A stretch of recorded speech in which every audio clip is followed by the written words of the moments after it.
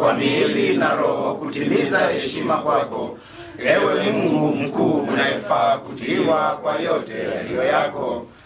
Ewe Mungu wetu, ewe Mungu wetu, ewe Mungu wetu. Ewe Mungu, sisi ni viumbe dhalili kwako. Ewe Mungu, sisi ni viumbe dhaifu kwako. Ewe Mungu, sisi hatujui lolote zidi ya yako, ewe Mungu mkuu. Ewe Mungu, sisi ni viumbe dhalili kwako. Ewe Mungu, sisi ni viumbe dhaifu kwako. Ewe Mungu, sisi hatujui lolote zidi ya yako, ewe Mungu mkuu.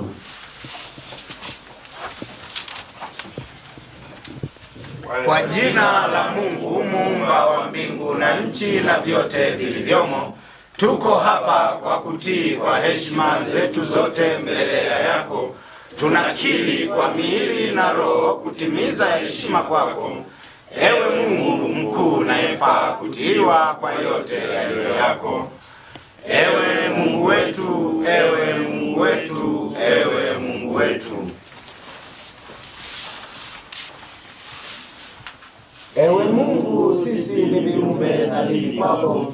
Ewe Mungu, sisi ni viumbe dhaifu kwako. Ewe Mungu, sisi hatujui lolote zidi ya yako, ewe Mungu mkuu. Tunamalizia kwa kusema, tunatamka kwa ndimi, tunatambua kwa miili na kujua kwa roho. Tunakuabudu Mungu pekee ambaye si kiumbe, hukuzaa wala hukuzaliwa na wala hujapata madhaifu kwa jambo lolote. Ewe Mungu, tufanywe na walio wema. Ewe Mungu, tutiwe kwa wale walioongoka. Ewe Mungu, tuwekwe na wenye baraka zako. Ewe Mungu, tusamehewe na wale waliotimiza jambo lako. Wasamehewe viongozi kwa yale waliokukosea mbele yako, kwa maana hakuna kauli kwao ila ni kwa uzima na ufu. Tunakushukuru Mungu wa viumbe vyote kwa uwezo wako. Asante.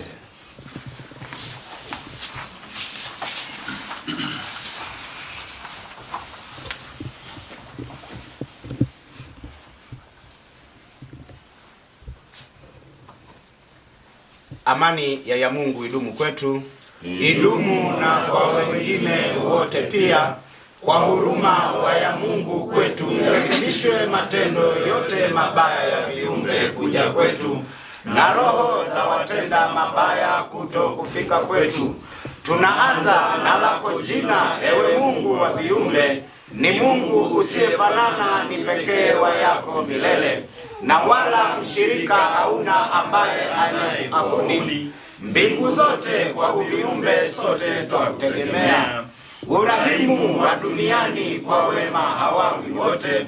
Urehemu wa yako thabiti umetandaa kote kote. Waasi na walioamini na waliokufuru kula kote. Haumzuii yoyote, wote wawaangalia. Siku hiyo ni ya huruma, ya malipo ya mwishoni.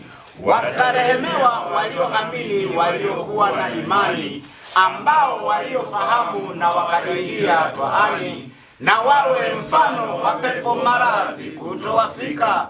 Na ukuu wa siku hiyo ni wako pekee, ewe Mungu. Ya vishindo na vilio ni yako, ewe uliye kabla. Hakuna athubutuye kulitoa lake shauri, ila ni wewe mkuu wa ukuu uliyetukuka. Ewe pekee tunakuomba Mungu usiye na mipaka. Ewe kabla, ewe Mungu utujalie majala. Uliyetufanya kukuabudu, uliyetutoa na kufuru. Tutakasike kwa ukweli na ndoto zisizoingia. Misaada wa yako twataka yako, ewe Mungu wetu. Ya uzito na mashaka kwa yako tutayarejesha. Na mipaka hatutoivuka, baadhi twaegema. Kwa yako tupo shida kutuondolea. Tunaomba tuongolewe njia iliyonyooka, njia isiyo na majongoe, tusije tukaanguka. Kila paovu tutolewe, tuondolewe shabuka, na yote yaliyotuzunguka, ewe Mungu ya kuelea. njia ya walio wema, waja walioamini, ambao waliosimama na kutetea njia hii pasina kucha lawama, kama wale wacha Mungu waliopo duniani wakakutii Mungu wetu. Tuokolewe ewe Mungu njia ya watu wabaya, ambao waliowahi hasira kufanyiwa na ghadhabu za yako ewe Mungu wao zimewafikia, nao wataikosa njia ya mapumzikoni kuingia. Na wale waliopotea tuwekwe mbali nao, tusije tukaingia katika kipeto chao. Siku hiyo ni ya Uzia, tusiwe pamoja na hao. Yako Mungu yatutenge na wao kwa utimamu na dunia. Twaitikia kwa yote ambayo tuliyotimia, tusirudie makosa yale tuliyokwisha kukosea. Iwe kuwa na inakuwa kwa yote tunayokariri, kwani wewe uko ulipo popote watu suikinia. Kwa jina la Mungu muumba wa mbingu na nchi na vyote vilivyomo, kwa uwezo na nguvu, enyi wazee wetu, enyi babu zetu, enyi vizazi vyetu, mliofanywa kuhitimu sisi kuwa hapa kwa heshima kubwa katika roho na kweli, mliofanywa uzima na nguvu kwa faida zetu na uelewa wa vile visivyoeleweka, tuko hapa wanenu kwa kuomba kwa Mungu kukuwezesheni kutupa njia ya kufanikisha tunavyovitaka kwa mfumo na taratibu zake. Mungu muwepo na nguvu zake kwa kutunafuu kwa hapa. Enyi nguvu, mtuboreshe mazingira. Enyi nguvu, mtuboreshe tunavyovitaka. Tufanyeni kuwa wazima katika hili na mtutenge na uoga wa ufu katika hili. Enyi nguvu, mlio rasmi katika kuishi.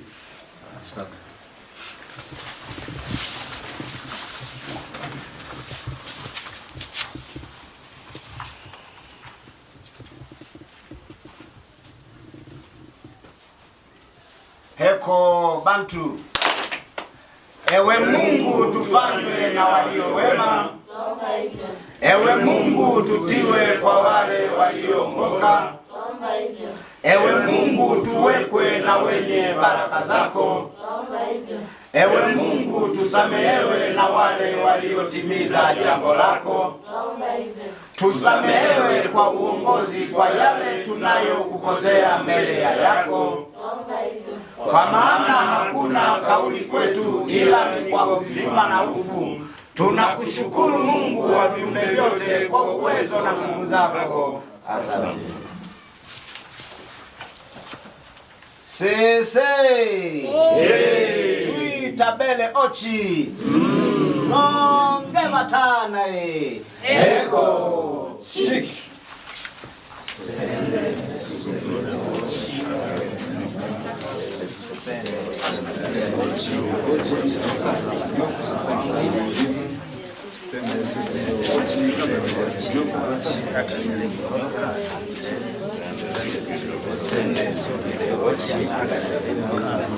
Asante mwalimu.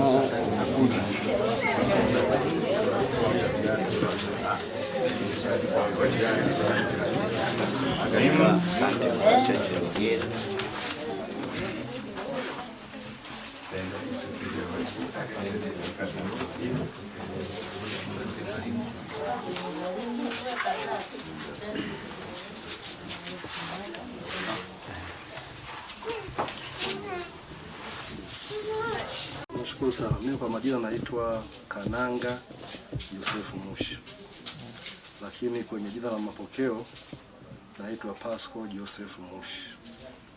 Baada ya kupata elimu ya kujitambua na kufahamu maana ya wito au maana ya jina ni nini, nikachukua hatua ya kutoka sasa kwenye jina la Pasco nikaenda kwenye jina la Kananga.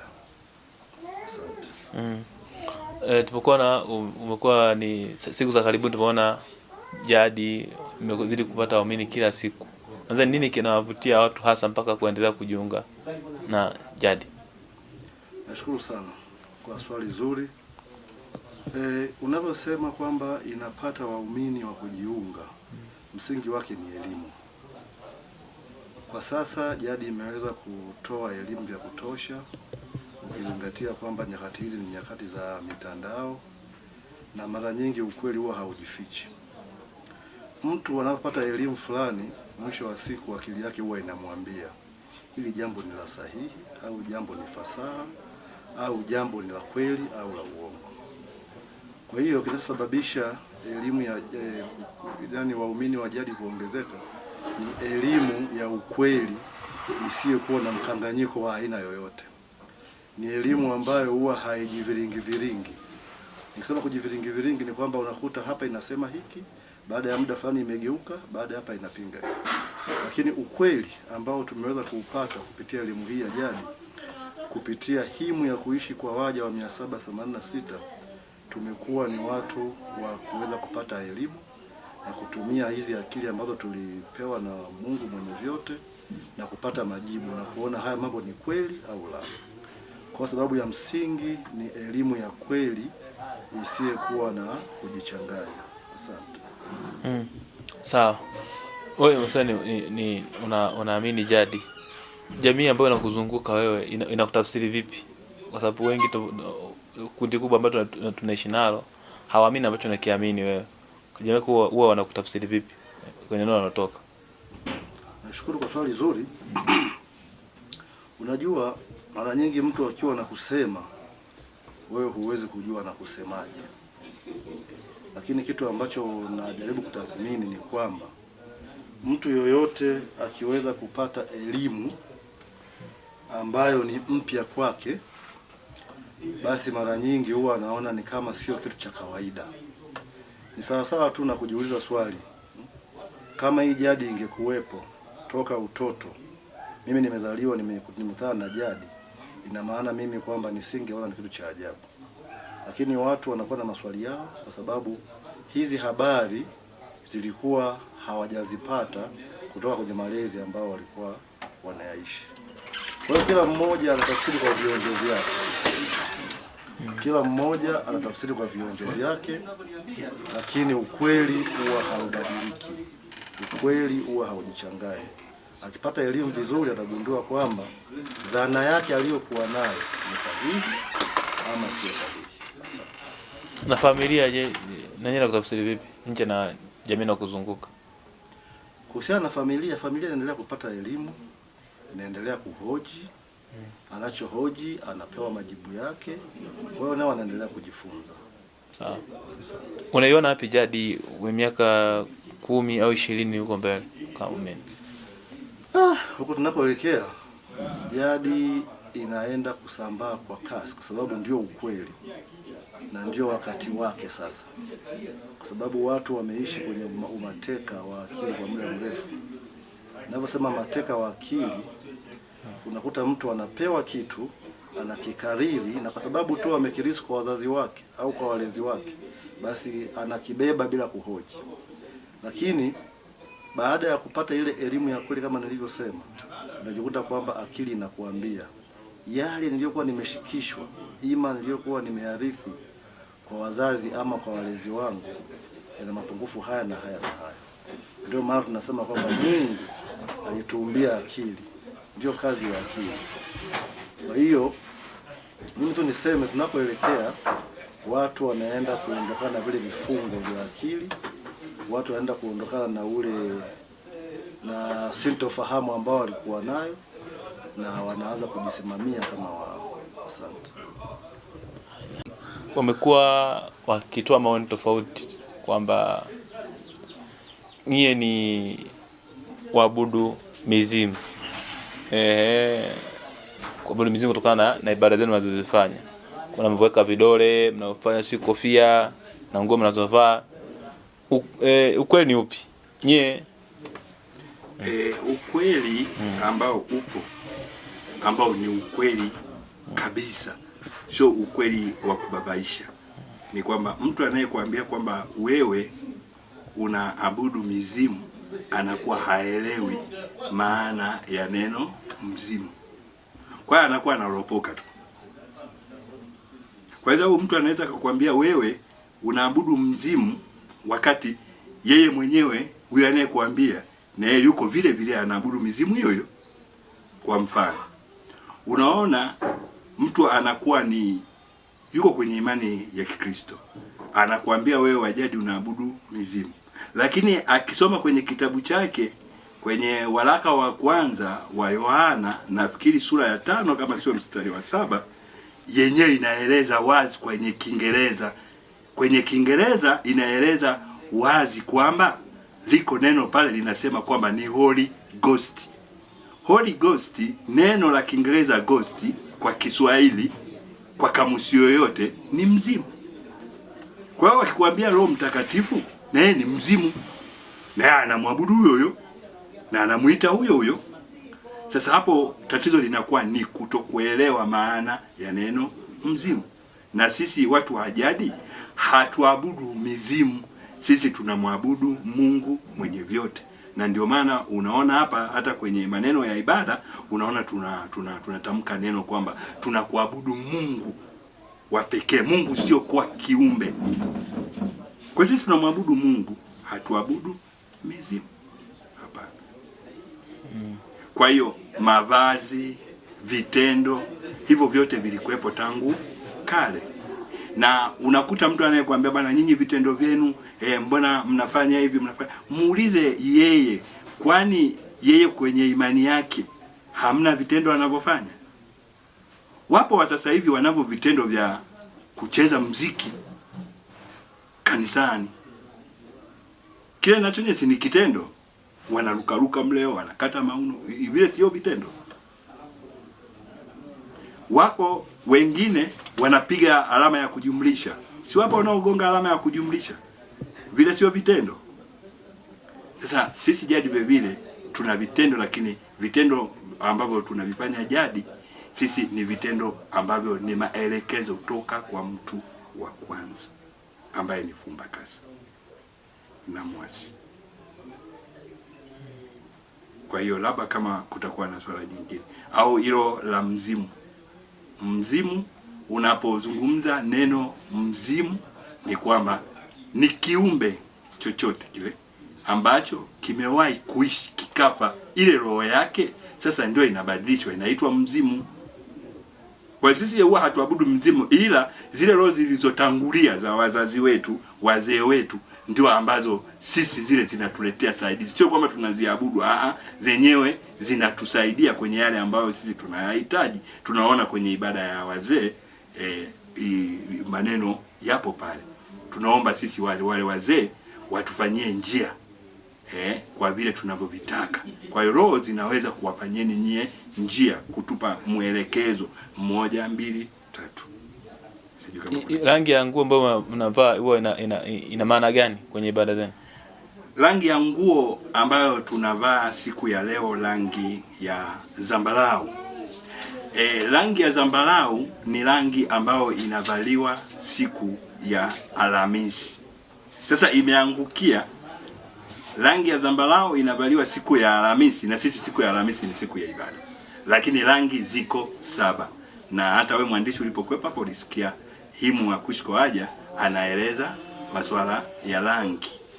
Kwa hiyo rangi ziko 7. Kila siku ina rangi yake. Na watu hawataki kuelezwa ukweli kuhusu rangi. Hawataki kuelezwa. Na watu hawajapewa nafasi ya kuwauliza wale ambao wanawaongoza kwamba hiki kina maana gani. Wanamuona baba padri siku fulani amevaa rangi nyeusi, wanakuta siku nyingine amevaa kanzu la rangi hii ya zambarau, siku nyingine amevaa, lakini hawaulizi kwamba zina maana gani, kwa sababu walishakuwa wamepigwa upofu. Sisi tumetoka kwa sababu tumefanywa kwa berobando, tumetoka kwenye ule upofu. Sasa tunaona, tunajua nini kinachoendelea, tunaelewa maana ya rangi. Kwa hiyo ukivaa rangi ya zambarau katika siku ya leo, hasa wakati wa ibada, hiyo ni rangi ya siku ya leo, na ni rangi ya chefu, inawakilisha mambo ya kiroho. Inawakilisha mambo ya kiroho kwa siku ya leo, wigo, mwitikio wa kiroho. Ndio maana tunavaa rangi ya zambarau. Sio kwamba hii rangi ya zambarau tunavaa uniform, hii ni rangi ya siku ya leo. Manake ungekuja Jumamosi ungetukuta hatujavaa rangi hii ya zambarau. Ungekuja Jumamosi ungekuta tumevaa, kama tungekuwa na ibada siku ya Jumamosi ungekuta tumevaa rangi nyeusi, kwa sababu ndio rangi ya siku ya Jumamosi. Ungekuja Jumapili ungekuta tumevaa rangi ya kijani, kwa sababu ndio siku ya rangi ya kijani. Kwa hata wewe kama utakuwa na jambo fulani unataka upatie utatuzi wake na ukaelewa umuhimu wa rangi na siku, unaweza ukafanya hivyo. Ukajua kwamba leo ni Jumapili lakini nataka nikatatue jambo fulani ambalo ni gumu.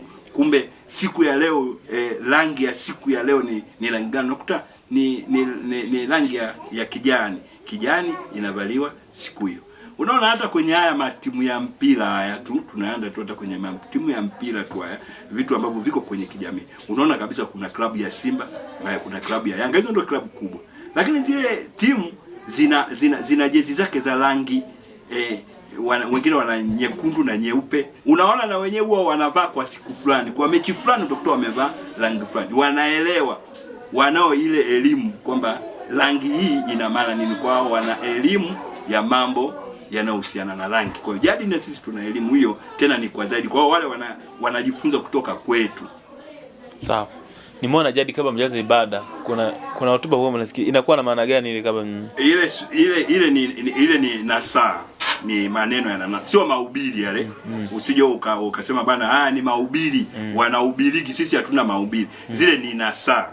Anazitoa nani? Anazitoa himu ya kuishi kwa waja. Ndio nani huyo?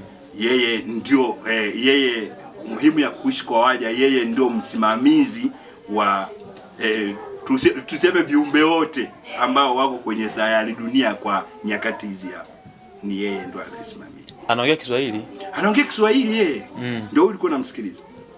Aha, kwa maana huyo kwa upande wa Tanzania au duniani kote? Duniani kote. Himu anakuwa mmoja tu. Yule ni Roho Ominige. Yule ni Roho Ominige wa 786. Kwa hiyo Roho Ominige wa kwanza aliyokuwa anasimamia utu alikuwa ni Fumbakasi. Mpaka huyu amefika sasa ni wa 786, ni wa mwisho. Yeah. Kwa anasimamia kwa maana sasa kwa upande wa Malawi nani anasikiza Kiswahili? Maana wana lugha yao wale. Watu wa Malawi wana lugha yao, Wanani wana lugha yao, Wanani wana lugha yao, lakini uzuri ni kwamba tafsiri ipo.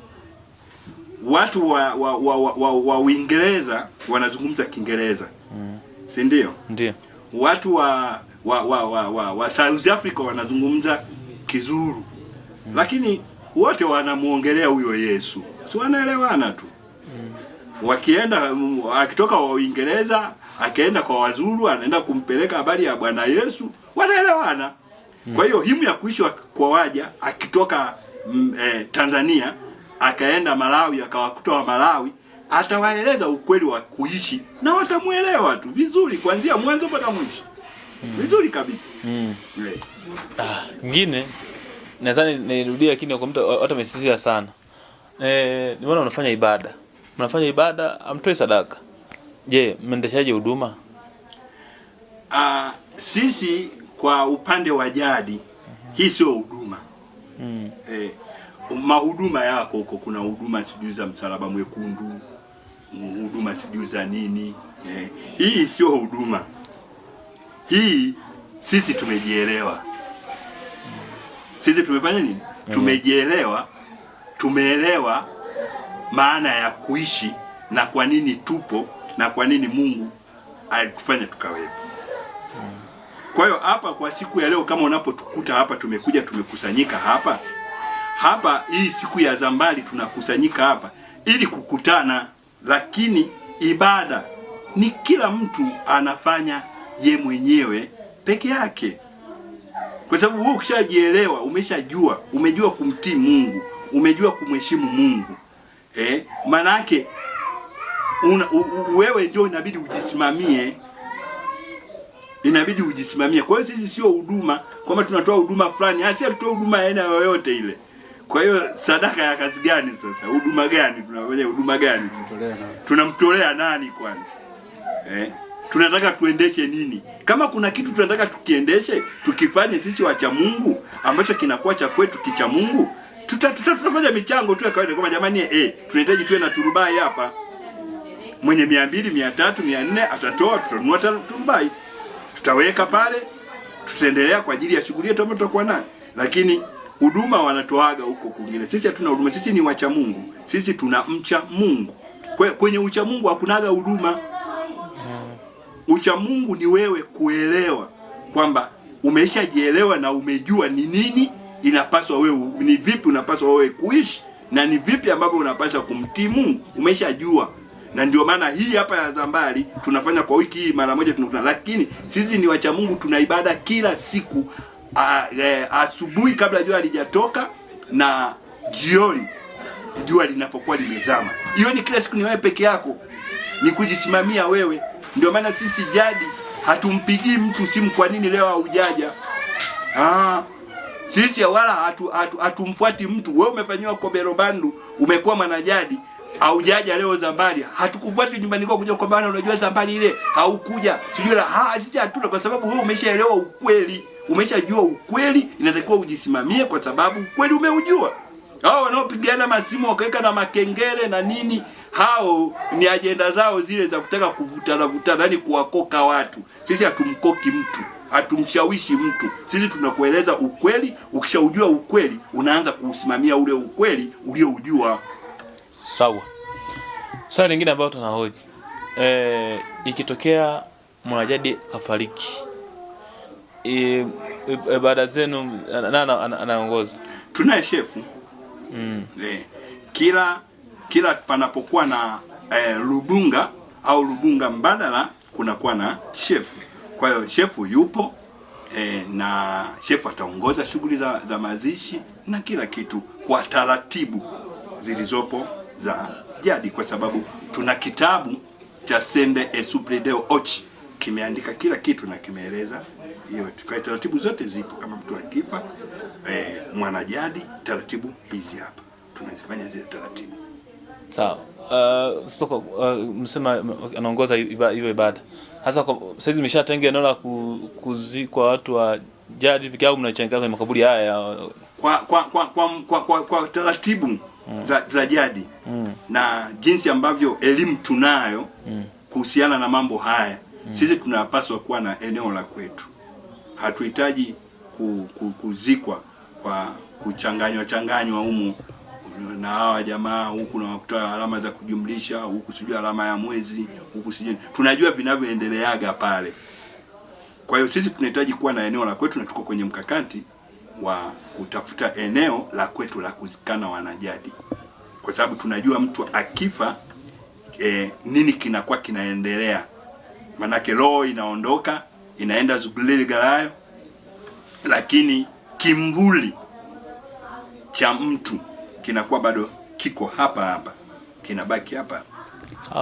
Unaambia nini watu ambao wamekuwa wakiibeza na kuidharau jadi?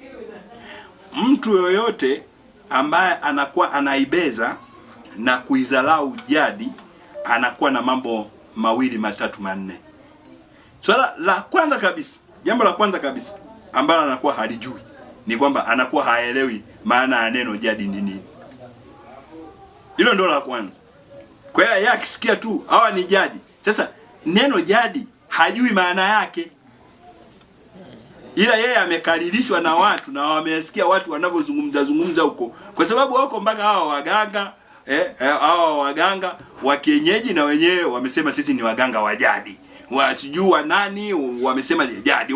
Sasa neno lenyewe jadi, kurudi kwenye neno lenyewe jadi, ndio maana tulikuambia kwa Kibantu kwamba kuna baloba na balobati.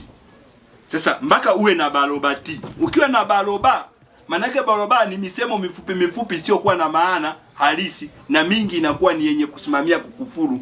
Lakini balobati ni maneno ambayo yana maana kubwa na pana, na ndio maneno yaliyokuwepo kutoka kale. Kwa hiyo ukizungumza neno jadi, unazungumza mtu wa kwanza na mkewe. Manake unamzungumza Fumbakasa na Mwasi. Sasa kama unamzungumza Fumbakasa na Mwasi, alafu wewe ukambeza na ukamdharau, manake wewe si utamdharau hata baba yako na mama yako waliokuzaa tu. Hawa tu wa kawaida. Kwa sababu yule wa kwanza ambaye amefanya wewe ukawepo, umembeza. Kwa hiyo kitu kinachokuwa kinafuatia hapo, unakuwa hauna akili timamu. Yaani watu wana uchanganuzi mdogo wa akili. Yaani unakuwa hauna akili timamu. Kwa sababu mpaka upate maana ya neno jadi. Ni sisi tunakuambia mtu wa kwanza Karibu brother. Kwa jina anaitwa Ndongwe. Hilo jina langu la kijadi. Kwa majina ya kimapokeo kwa maana wale ambao kabla sijawa mwanajadi naitwa Musa Joel Marusani. Nimejiunga jadi ilikuwa rasmi mwezi wa 8 2021. Kitu gani hasa kilikuvutia ukajiunga na jadi? Labda niweke tu historia yangu kidogo kwa ufupi. Toka niko mdogo masuala ya kufuatilia, yani kuwa na maswali mengi sana kuhusu dini, kuhusu Mungu, kuhusu Kristo, kuhusu Uislamu.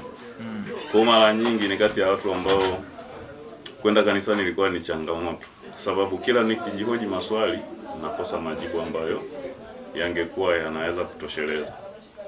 Lakini katika kutafuta sasa ukweli nimepitia kwenye hatua tofauti. Kabla kuwa mwanajadi nilikuwa ni meditator, nilikuwa na meditate. Kwa maswali yale magumu, Mungu ni nini? Yaani unakuta na maswali magumu, sasa unajikuta unaingia kwenye taaluma ambazo zinajaribu kukuletea upambanuzi tofauti. Kwa hiyo nimekuwa meditator kwa muda toka 2012 mpaka 21 hiyo sasa nakuja kukutana na hii jadi. Kwa katika maswali mengi ya msingi ya kujiuliza, mwisho wa siku nikajua mimi kabisa Mungu hayupo. Inawezekana swala Mungu ili ni illusion. Unajua ukiwa na meditate mwisho wa siku sema ni illusion. Yaani Mungu hamna. Kwa sababu kama ukisema Mungu yupo, nani anatambua Mungu yupo? So jibu linakuja, mimi si ndo ninamtambua Mungu yupo. Kwa maana yake mimi ndo wa muhimu. Inawezekana hicho ninachokitambua mimi nakuja kukipa utambulisho baadaye. Lakini baadaye kuna mwanafunzi wangu mmoja karata kama ananiambia, brother, kwa misimamo yako kuna mtu bwana anazungumziaga mambo ya jadi. Nikamwambia mtu gani huyo? Akaniunganisha na mwalimu mmoja anaitwa Lukusa. Piga story na Lukusa akamwambia nitakutumia masomo. Nikatumia masomo. Nilipotumia masomo alikuwa ni mengi zaidi ya audio zaidi ya 500. Nasikiliza moja baada ya nyingine, nazisikiliza maana nilikuwa nimeziweka kwenye kompyuta, nasikiliza. Baadaye katika kusikiliza zile audio nikutana na audio inazungumzia issue ya Kobelo Band. Maana nilipata audio mara kwanza kwa mwezi wa 3 2021. Kwa mpaka mwezi wa 7 nikajikuta nimekutana na somo linalozungumzia Kobelo Band. Na Kobelo Band maana yake ni ufunguo wa kiakili, kwa maana mtu anapotaka kuwa mwanajadi lazima afanye kiapo ambacho kinamfanya sasa aanze kujifunza zaidi. Nikampigia simu yule mwalimu, vipi kuna kitu kinaitwa Kobelo Band, mimi sijakielewa. Mimi nijua ninaposoma masomo ndo moja kwa moja utaratibu ukoje, ndo akanielekeza kwamba Kobelo Band ni ufunguo wa utu, kwa maana unafanya Kobelo Band then ndo unakuwa umeachana na mabaya au na mapokeo ya ukaririsho wa mambo na unaanza kujua jadi ilivyo. Nikawa nimefanya maamuzi kwamba sasa mimi nataka kufanya Kobelo Band. Unaona? Kwa kimsingi kilichonivutia kwenye jadi ni kutaka kujua ukweli.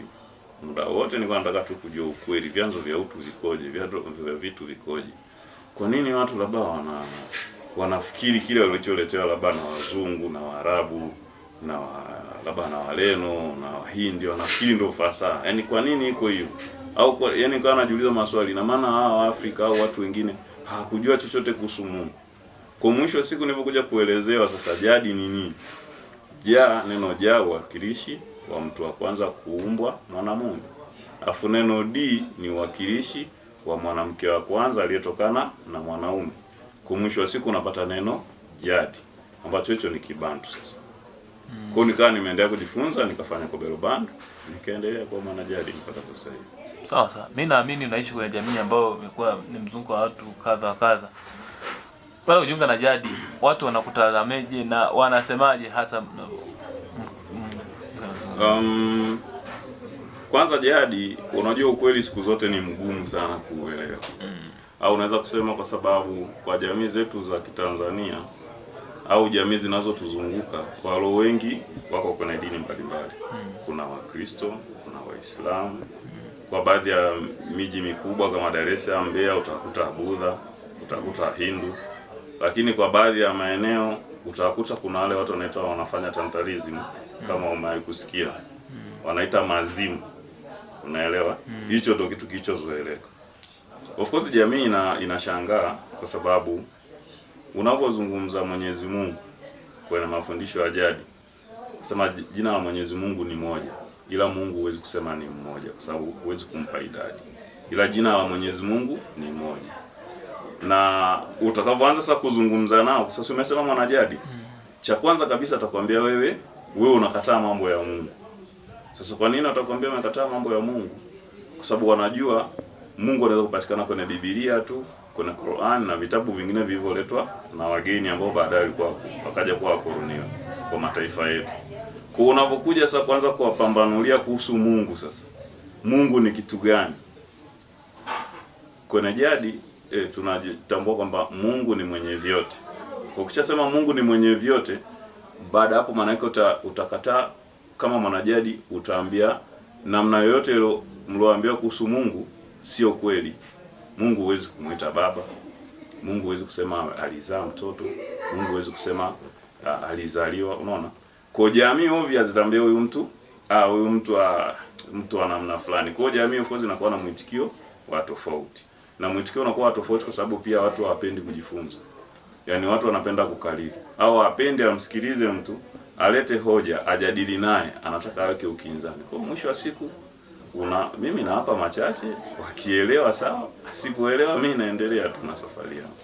Sasa kutokana na mapokeo hayo ya jamii yako, na wengi na pokeo tofauti ni kwamba wanaoabudu jadi wengi ni wavuta bangi. Wewe hilo unaizungumziaje? Sio kweli. Yani anayeabudu, yani ambaye yuko kwenye jadi, kwa sababu sisi hatuabudu jadi, kwanza niweke sawa. Sisi hatuabudu jadi, tunaabudu Mungu mwenye vyote. Na narudia hilo neno kwa sababu huwezi kumnasibisha kwa namna yoyote utakayotaka, ila ukisema Mungu mwenye vyote inakuwa imeondoa obstacles zote ambazo zinaweza kujitokeza. Sisi sio wavuta bangi, ni watu ambao tunajitambua na tunaelewa tunafanya. Labda tunizungumzie tu kwa sababu ni vitu ambavyo mtu anaongea kwa kukurupuka. Vilevi kwa maana bangi, pombe, sigara na vingine vina elimu yake. Na kwa zamani, kwa mfano kama pombe inatumika kama dawa toka zamani. Hiyo watu wengi wachache wanajua, wengi hawajui.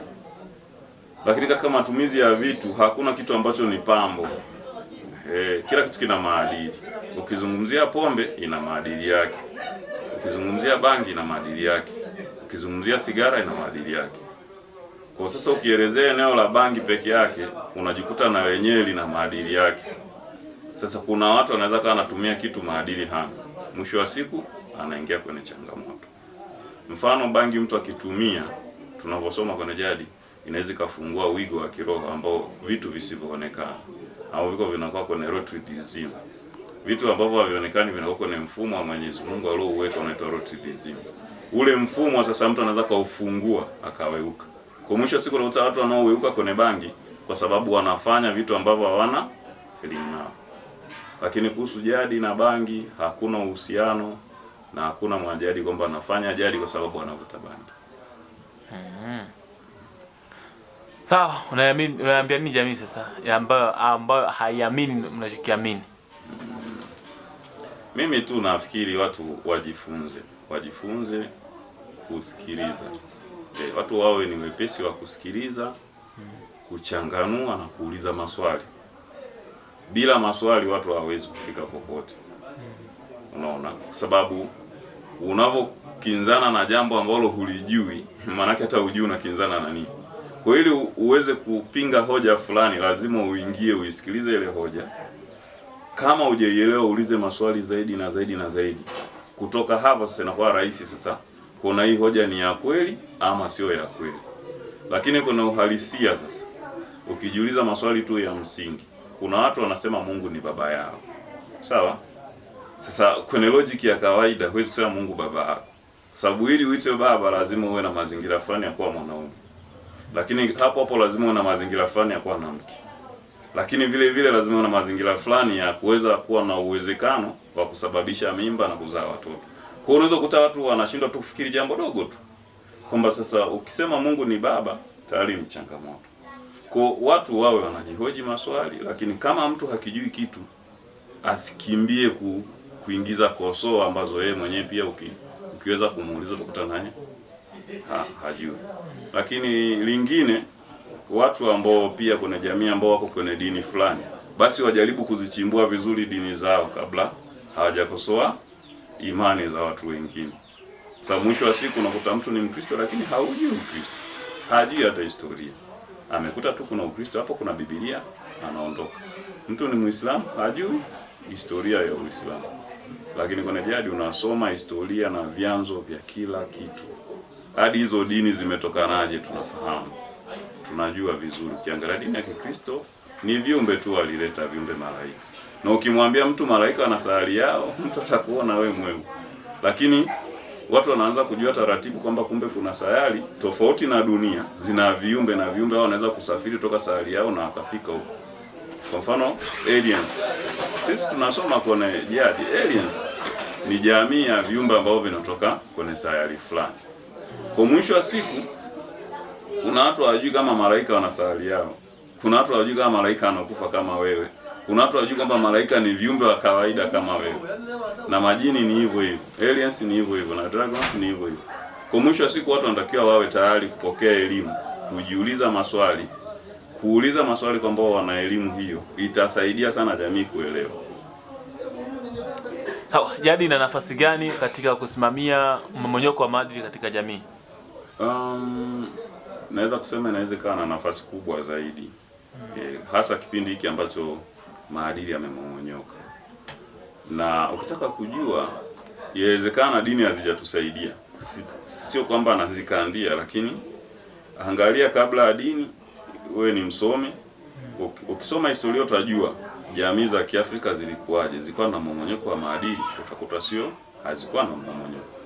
Lakini baada ya dini kuja au na ukoloni kuja, mmomonyoko kadri siku zinavyoenda mbele unaongezeka. Lakini tuachane na hapo. Wakati dini ni chache, yani madhehebu ni machache, hapa kuna Catholic, kuna Moravian, kuna Lutheran, bado maadili yalikuwa yana nafuu kwa sababu mgawanyiko ulikuwa mdogo. Kadri hizi madhehebu yanavyoongezeka na maadili yanamomonyoka. Sasa tafsiri yake ni nini? Watu kama hapo kwenye umoja huu hawezi kuwa na maadili. Sasa kazi ya jadi inaweka watu pamoja. Na kuna watu watakuja na hoja jadi inawezekana ni ya Afrika na nini? Hapana. Kwanza mtu wa kwanza kuumbikia Afrika aliumbikia Russia, ambako kwa jina la Kibantu ile nchi inaitwa Shakumbolo-Kuzulu ndio alikoumbikia, na mkewe alikuja kumpatia India ambayo inaitwa Chaniba-Oga. Kwa hivyo jadi unapozungumzia jadi huzungumzia Afrika. Na unapozungumzia Kibantu kuna watu watafikiri Ubantu ni rangi nyeusi au ni Uafrika. Hapana, Ubantu maana yake ni watu. Ubantu ni utu. Bandu ni watu. Kwa hiyo unapokuja kwenye elimu ya jadi kuna mapana makubwa sana kwenye masuala ya utu. Kwa kimsingi jadi mchango wake ni mkubwa kwenye maadili kwa sababu umesikia nasaha watu tunaendelea kupewa hapa, lakini vile vile kuna maadili ya uvaaji, kuna maadili ya namna ya kuoa, kuna maadili namna ya kuzungumza. Yaani kimsingi sasa maadili yamekaa katika jadi. Kwa sababu makatazo na kila kitu kimeweka wazi, na uzuri kitabu kipo, kama kuna watu watahitaji kitabu kipo, na uzuri kila kitu kiko documented. Sawa. Mwanajadi anaruhusiwa kumwoa anayeamini dini nyingine tofauti na jadi, au anayeamini dini nyingine anaruhusiwa kuja kumwoa anayeamini jadi? Swala la kuoa ni matashi ya watu. Lakini ni fasaha sana kabla ya kuoana kuwekana wazi. Kwa mfano, kwenye ndoa watu wengi hawajui kitu kimoja. Mwanaume ndio kiongozi, si ndio? Kwa maana yeye ndio tutangulia kuumbwa. Mwanaume toka ameumbwa alikaa miaka mingi sana mpaka kumpata mwanamke. Kwa alikuwa na elimu kubwa. Kwa hivyo kuna jadi tunafundishwa mwanaume kabla hajaoa anatakiwa na elimu kubwa ya kujua utu na mahusiano. Ili anapotaka kuoa sasa lazima awe na ampe muongozo ule anayetaka kumuoa. Kwa kama mtu ni Muislamu, ni Mkristo, ni wa dini fulani, anaweza akamuoa, lakini lazima amwambie bwana, mimi niko 1 2 3. Na kwa sababu mimi ni kiongozi itabidi unifuate nilipo. Unaelewa? Sasa itategemeana anataka kuolewa yuko tayari kwa mwanajadi au yuko tayari kuendelea na mapokeo. Na kwa mwanaume anayojielewa hawezi kuwa katika mlengo tofauti na mkewe. Kwa sababu ukiwa na mlengo tofauti na mke wako, tafsiri yake nini? Kuna baadhi ya vitu vitakuwa vinaenda tofauti. Nitakuwekea mfano mdogo. Ukiangalia wale watu, nitaweka ni mfano wa kawaida ambao uko negative, yani uko ni mbaya. Lakini huwa mimi nautumia kwa sababu wale watu wanakuwa committed. Mimi nimeshuhudia mwizi akifichwa na mke wake. Unataka kuniambia mkewe sio mwizi? Mwizi kabisa ameiba. Mke wake kamficha uvunguni, kaweka vizuri na akasema mume wangu hayupo. Sasa maana yake ni upendo unakuja baada ya imani. Yaani haiwezi katangulia upendo afu kaja imani. Kwa imani inaanza alafu unakuja upendo. Tunachoshikilia upendo wa watu ni imani moja, kwamba wanaamini katika jambo moja, hao watu huwezi kuwatikisa. Lakini ukisema uoe tu kwa sababu siku hizi watu wanakuwa wanarahisisha mambo. Mimi nitaoa tu, kwani nini? Kinachounganisha watu sio ndoa, ni imani. Kwa hiyo imani moja, hao watu kukengeuka ni vigumu. Huyo akianguka na mimi mwenzangu ameanguka na mshika mkono tuko pamoja. Huyo akisimama naye na mwenzia na msimamisho. Kwa obvious ushauri wangu ni kwamba, au ushauri wa kijadi ni kwamba kuoana katika misingi ya imani moja ni vizuri. Hii inaenda hata kwa au wengine wa mapokeo. Hata Kristo akimuoa Muislamu inafuata fulani. Muislamu akimuoa Mkristo na mmoja hajampata mwenzie inafuata fulani. Asante. Ongera kwa nani, kwa naona tumeona sasa hizi umezidi kuongezeka, wanajadi wanazidi kuongezeka. Nini siri ya mafanikio na ni changamoto zipi ambazo unakumbana nazo kutokana na ongezeko la idadi hii ya wanajadi? Nashukuru. Mimi naitwa Shefu CMO Kimbangu. Nashukuru kwanza kwa swali lako zuri. Alafu pia nishukuru kwa kututembelea, manake ni siku nyingi hatujaonana. Kifupi ni kwamba katika kuishi changamoto huwa hazikosekani. Lakini mimi nilichopenda zaidi ni kwamba ukweli ndio uliowafanya watu kuwa huru, kujua nini tunasimamia. Na mpaka hapa nafikiri mwenyewe umeona, na bado kulikuwa na changamoto za wengine kutofika. Kwa taratibu za jadi watu wanazifurahia sana, kwa sababu jadi iko wazi kwa kila jambo. Hakuna kilichojificha katika kuishi kwa taratibu za jadi, hata katika kuamini Mungu. Kwa sababu mtu unapomwamini unapomsimulia kuhusu Mungu, anakuwa na uelewa. Anajua Mungu na taratibu zake. Tofauti, kwa sababu mimi ninapata maelezo kwa watu wengi kwamba bwana, sisi tuliamini Mungu kuna hivi na hivi na hivi. Lakini unaanza kumsimulia mtu kuhusu Mungu tangu dalili zile zilizokuwa kwa Mungu mpaka yeye alipo, anaishi wapi, kwa taratibu zipi. Nafikiri wanajua hayo, ndio maana unakuta hawanaga shida. Wanajua kabisa kwamba tunachokisimamia ni kitu chenye ukweli, ndio uishi katika watu. Nafikiri hilo ndio lilikuwa la kwangu. Ndio. Kwa mpaka sisi